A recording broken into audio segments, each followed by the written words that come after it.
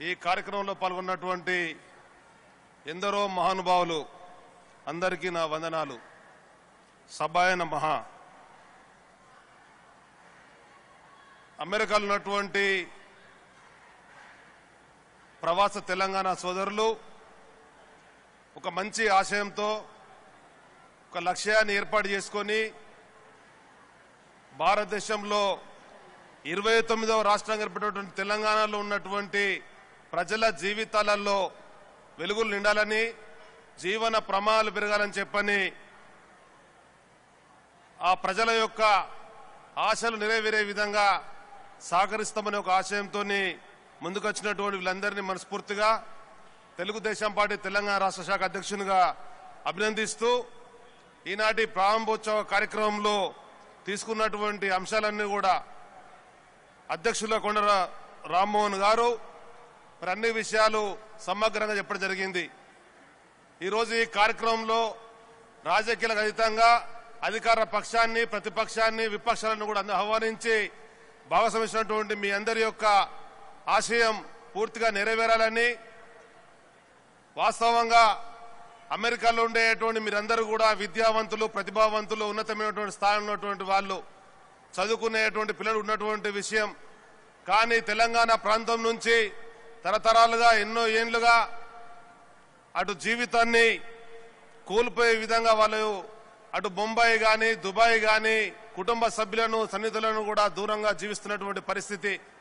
మరి వాళ్ళ జీవితాలలో ఏ విధంగా అయితే మీరు అమెరికాలో ఇంత ఉన్నతమైనటువంటి స్థానంలో జీవిస్తున్నారో వాళ్ళను కూడా అదే విధంగా పెరగాలనే ఒక ఆశయంతో మరి ప్రపంచ తెలంగాణ మహాసభలను ఏర్పడిస్తున్నటువంటి మీ అందరికీ కూడా నా పరంగా చేసేటువంటి ప్రధానమైన విజ్ఞప్తి, మా చిన్నతనంలో ఒకనాడు మేము చూసినట్టయితే ఆనాడు తెలుగు ప్రపంచ మహాసభలు అనేటివి వింటుంటే మీకు అందులో వెళ్లే అవకాశం రాలేదు.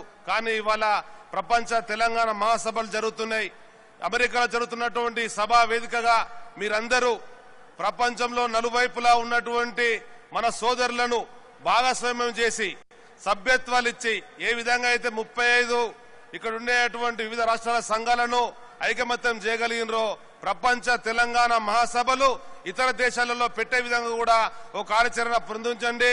దానికి తప్పకుండా అన్ని విధాలుగా మేము సహకరిస్తామని చెప్పని అన్ని దేశాలలో ఉండేటువంటి మన వాళ్ళందరూ కూడా భాగస్వామ్యమై తెలంగాణ భారతదేశంలోనే నెంబర్ 1 రాష్ట్రం కావడానికి కొరకు అందరం కలిసికట్టుగా కృషి చేస్తామని చెప్పని, ఒకనాడు కేవలం ప్రభుత్వాలు ప్రజల మీద పన్నులు వేసి ప్రభుత్వంలో ఉండేటువంటి సహజ సంపద ద్వారానే నడిపించేటువంటి పరిస్థితులు ఉండే. కానీ గ్లోబలైజేషన్ వచ్చిన తర్వాత గ్లోబలైజేషన్ లో ప్రైవేటైజేషన్, లిబరలైజేషన్ తర్వాత కాంపిటీషన్ వచ్చేటువంటి పరిస్థితి. దానికి అనుగుణంగా ఆనాడు ఉమ్మడి ఆంధ్రప్రదేశ్ లో ముఖ్యమంత్రి చంద్రబాబు నాయుడు గారు అమెరికా వస్తే తన వెంట ఉన్నటువంటి ఇంట్లో కొంత సభ్యులు కూడా నాకు పరిచయం ఉన్నారు. ఆనాడు కొన్ని పెద్ద పెద్ద కంపెనీల దగ్గరికి వెళ్లి మీరు ప్రయత్నం చేస్తే ఐటీ రంగంలో హైదరాబాద్ అభివృద్ధి చెందింది. చారిత్రకమైనటువంటి జంటనగర్ అనేటువంటి హైదరాబాద్ సికింద్రాబాద్ కు సైబరాబాద్ నగరం చేరింది అని చెప్పంటే మీ అందరి యొక్క సహకారం ఉంది, కృషి ఉంది. దాని మీద కూడా అభినందిస్తూ అదేవిధంగా భారతదేశంలో దక్షిణ భారతదేశంలో ప్రధానంగా హైదరాబాదు నెంబర్ 1 అయ్యే విధంగా ఐటీకి వచ్చేటువంటి సంస్థలన్నీ కూడా వివిధగా వచ్చే విధంగా కూడా మీరు చేయాలని చెప్పని భారతదేశంలోనే హైదరాబాద్ ఇలా మిగులుపడుతున్నటువంటి రాష్ట్రం, ధనిక రాష్ట్రం. మరి వాళ్ళు ఉండేటువంటి పాలకులు ఏ విధంగా అయితే కార్యక్రమాలు ముందుకెళ్తున్నారో దానికి అనుగుణంగా ఆ కార్యక్రమాలకు తోడుగా వాటన్నిటినీ కూడా పూర్తయ్యే విధంగా ప్రభుత్వాలు ఏవైనా కానీ వస్తుంటే పోతుంటే కానీ ప్రజలు మాత్రం శాశ్వతం కనుక ప్రజల యొక్క జీవితాలు మెరుగుపడే విధంగా కార్యక్రమాలు ఉండడానికి కొరకు మీరు చేసేటువంటి కృషికి మరొకసారి అభినందిస్తూ